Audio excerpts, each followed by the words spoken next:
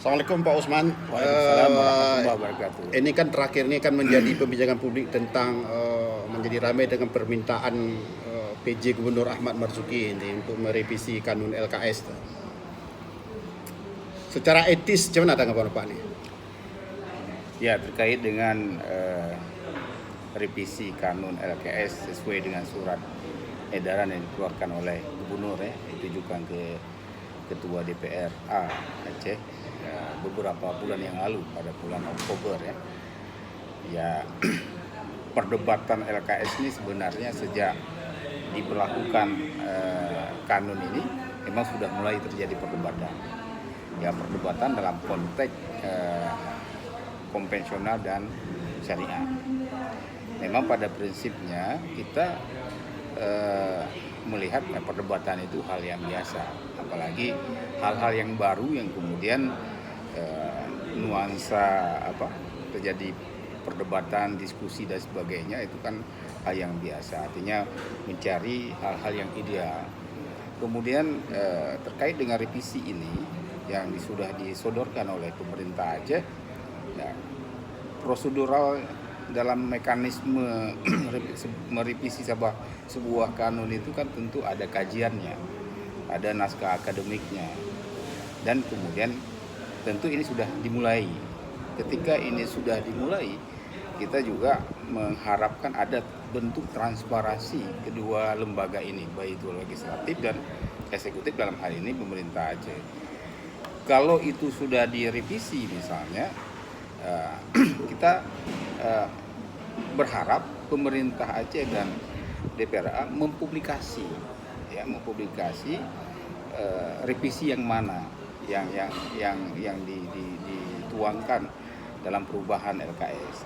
Karena kalau kita lihat yang hari ini perdebatannya adalah terkait dengan konvensional dan syariah, yang kemudian di dalam kanun LKS itu kan tidak menyebutkan bahwa konvensional itu harus angkat kaki ke Aceh. Dan ini menjadi persoalan kita. Yang ada adalah konvensional itu harus menyesuaikan dengan syariah. Artinya ada bank-bank konvensional itu yang kemudian seperti BRI, BNI, yang kemudian mereka harus berubah nama menjadi syariah. Dan itu sudah berjalan pada tahun awal 2021 kalau kita lihat itu kan sudah berjalan sebenarnya. Tapi kemudian tiba-tiba ada keseragaman. Nah, keseragaman ini yang kemudian kita butuh juga transparansi dari gubernur, dari pemerintah Aceh ya. Kenapa ada keseragaman? Kenapa harus BSI? Kenapa tidak ada BRI Syariah, BNI? Ini yang menjadi pertanyaan. Awalnya mereka dari konvensional berubah menjadi status syariah. Dan ini yang menjadi pertanyaan kita.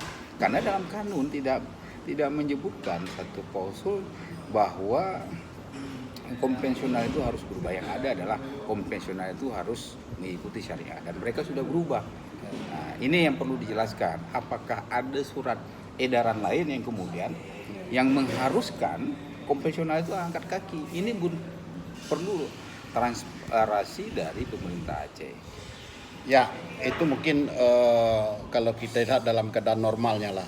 Ini kan PJ itu kan sementara mengisi kekosongan dan sampai pilkada berlangsung atau pemilihan gubernur definitif lah. Apa nggak lebih bagus Pak Marzuki Ahmad ini memprioritaskan program-program lain seperti percepatan ekonomi di bidang-bidang lain misalnya, atau implementasi anggaran, itu bagaimana Pak?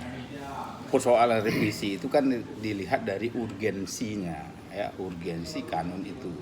Cuma yang menjadi persoalan kita, apa urgensinya sebenarnya LKS itu yang hari ini baru berlaku 3 tahun.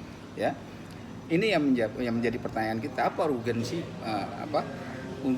yang dirubah itu apanya? Apakah mengundang kembali bank konvensional? Kalau mengundang kembali bank konvensional kan seperti yang saya sebutkan, apakah di dalam kanun itu menyebutkan bank konvensional harus angkat kaki? Kan tidak. Ini yang menjadi persoalan. Urgensi yang pasal-pasal yang kemudian diubah itu sesuai dengan kajian naskah akademik itu harus dipublis ke publik. apa saja yang kemudian yang direvisi. Ini menjadi pertanyaan karena perubahan itu tidak diketahui oleh publik. Kalau misalnya ketika kita perdebatkan terkait dengan revisi ini, naskah akademik itu siapa yang lakukan? Kajian itu siapa yang lakukan? Kemudian ada nggak RDPU-nya? Yang hari ini seakan-akan kanun itu direvisi ya tanpa sepengetahuan publik. Seharusnya kan dilempar ke publik sebagai membangun sebuah fondasi yang kuat agar RKS itu menjadi kanun yang bagus. Artinya kan harus dilempar, bukan sembunyi-sembunyi. Kalaupun itu jadi direvisi sesuai dengan surat yang beredar di media sosial. Ini menjadi pertanyaan dari Bang Budiman tadi bahwa akan mengganggu yang lain. Ini kan persoalan revisi kanun kan ada bidangnya, bidang hukum. Itu kan menjadi kajian bidang hukum yang kemudian berkomunikasi dengan pihak DPR. Ini tentu tidak akan mempengaruhi dengan berbagai kebijakan yang lain. Cuma persoalan hari ini kan kanun LKS ini lebih pada nuansa politiknya. Saya melihat seperti itu. Bukan pada nuansa bagaimana kanun ini menjadi lebih bagus, lebih baik. Seharusnya ada kajian-kajian yang pendalaman-pendalaman yang harus dilakukan baik oleh DPR atau oleh pemerintah Aceh. Artinya melakukan komunikasi dengan berbagai organisasi masyarakat, stakeholder yang hari ini menjadi perdebatan, ada pro dan kontra.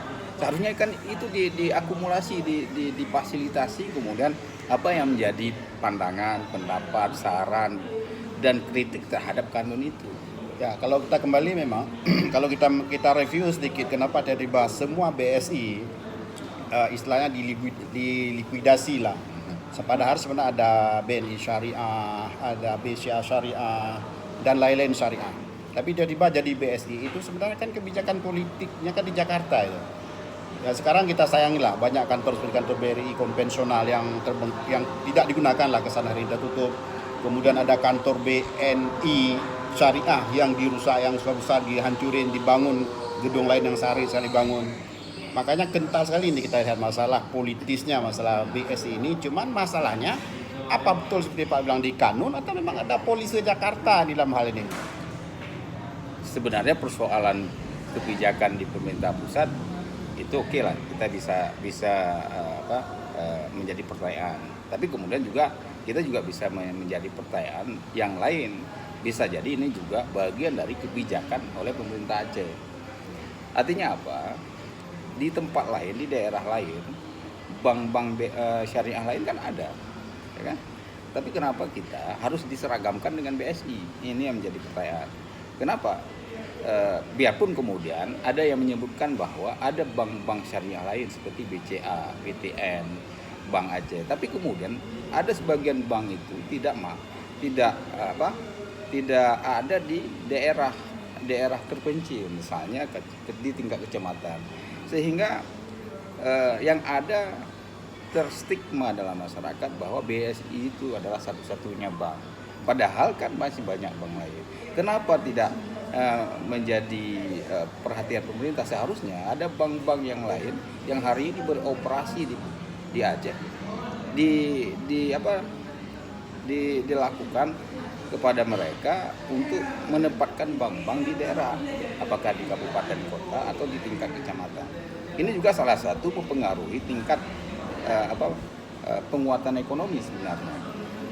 Atau juga kemudian yang menjadi pertanyaan kita adalah kenapa bank-bank syariah yang lain harus keluar dari Aceh? Seharusnya mereka tetap harus ada di Aceh. Biarlah mereka bersaing secara fair dalam bentuk pelayanan dan sebagainya. Tapi kemudian kenapa harus diseragamkan menjadi satu bank? Yang kemudian bank itu menjadi wilayah kerjanya begitu luas, begitu besar, ya kan? Biarpun kemudian kita ada Bank Aceh, tapi kemudian lebih luas Bank BSI yang berkembang dalam masyarakat. Nah, seharusnya ini yang menjadi kata kunci yang perlu kita kritik pemerintah. Seharusnya pemerintah mendorong bank-bank syariah lain itu berkompetisi di daerah-daerah. Artinya penguatan pelayanan itu kan menjadi penting sebenarnya, sehingga masyarakat percaya, kemudian dia bisa memilih bank yang mana yang kemudian menurut dia itu cocok, yang kemudian dia percaya. Ya, ini artinya seperti Pak Siburgi ada menjadi hilangnya kondusivitas lah. Ini menjulang tahun politik ini. Ini kan tetapi ada kesan ada kesan lebih ke politis daripada ke teknis. Maksudnya bagaimana upaya pemerintah Aceh ini meningkatkan angka kemiskinan yang memang masih jeblok, masih turun di Aceh ini dan tertinggi di Sumatera. Jadi macam mana Bapak ini melihat tadi tentang ada unsur politisnya ini? Ya, Semestinya. unsur politik saya melihat ya memang ada ke arah itu ya. Saya melihat bahwa di beberapa yang perlu kita pertanyakan adalah terkait dengan akan berakhirnya PJ ya, akan berakhirnya masa PJ dalam setahun di bulan Juni nanti, itu juga salah satu. Kemudian yang kedua adalah ada event yang besar kita hari ini, yaitu PON, yang kemudian yang menjadi opini publik bahwa pemerintah Aceh meminta penundaan PON. Itu juga salah satu. Kemudian juga tingkat penurunan angka kemiskinan juga menjadi persoalan. Ini juga salah satu bisa jadi bagian dari meng-head dan kemudian memunculkan LKS ini. Kenapa? Karena ada momentumnya. Momentum di mana? Ya, momentum ketika terjadinya error BSI yang kemudian muncul untuk merevisi kanun LKS. Yang sebenarnya kanun LKS itu sudah berjalan revisi. Ini benang merah yang bisa kita lihat bahwa ada kepentingan politik yang kemudian dicoba mainkan oleh para elit, baik itu di tingkat pemerintah Aceh dan kemudian di politisi di DPRA. Saya indikasi melihat seperti itu karena banyak sekali kegagalan pemerintah yang hari ini yang tidak bisa bekerja secara maksimal dalam merealisasikan berbagai program. Salah satu adalah pengentasan kemiskinan. Ya. Terus kemudian apakah ini kan seperti yang paling menyambut baik usulan PJ Gubernur ini Pak Marzuki Ahmad ini kan Partai Aceh. Kalau kita lihat dari komentarnya atau statementnya Pun Yahya, ketua DPRA itu kan ini apa mungkin juga jebakan bagi Partai Aceh, karena di kalangan masyarakat sangat tidak setuju kanun LKS itu direvisi, terutama itu agamawan. Jadi perdebatan LKS ini memang sudah lama terjadi, yang kemudian memang kalau kita lihat dalam 2 tahun yang lalu sampai setahun yang lalu, Partai Aceh tetap pada konsistennya mempertahankan agar kanun LKS itu tetap bertahan.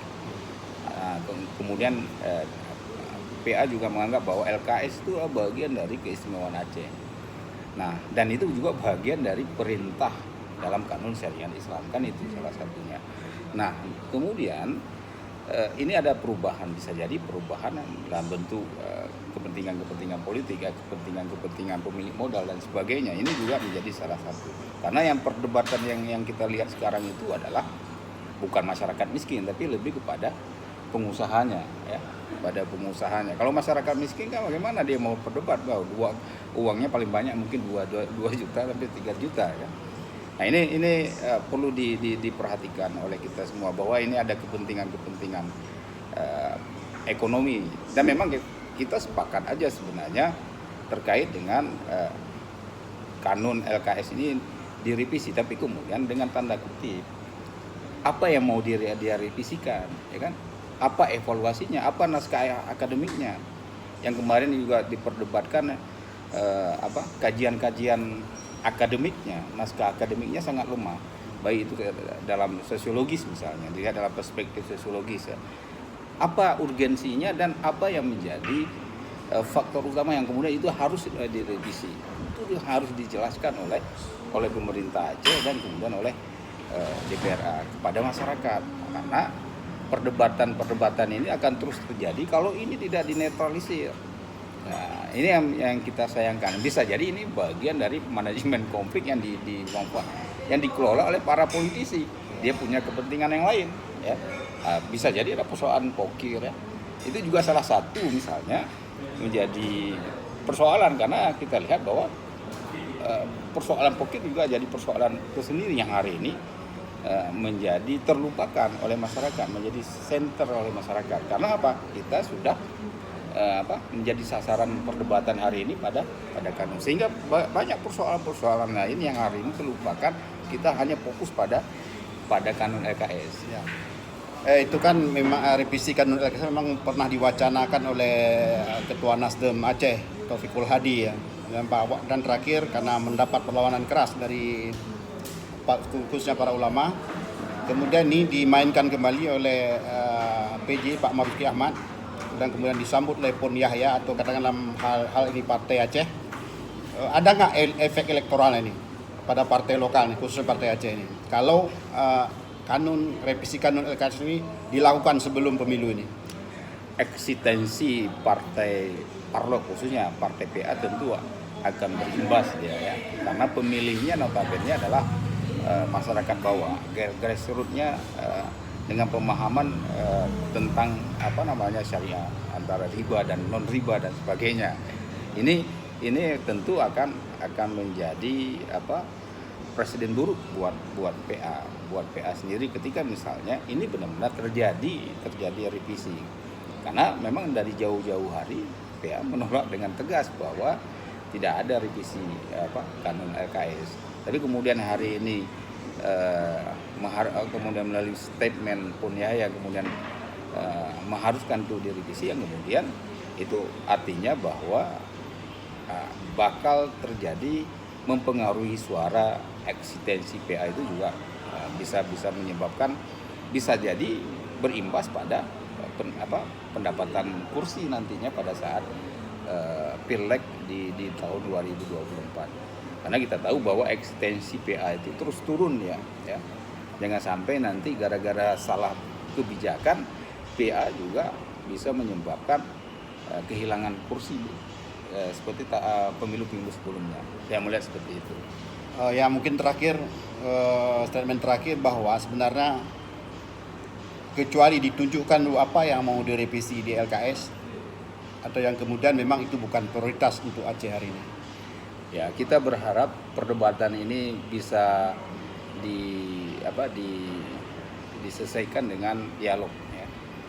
Tidak bagus kita berdialog di media sosial karena orang tidak lagi menghargai siapapun, baik itu ulama, baik itu pejabat, dan baik itu politisi dan sebagainya.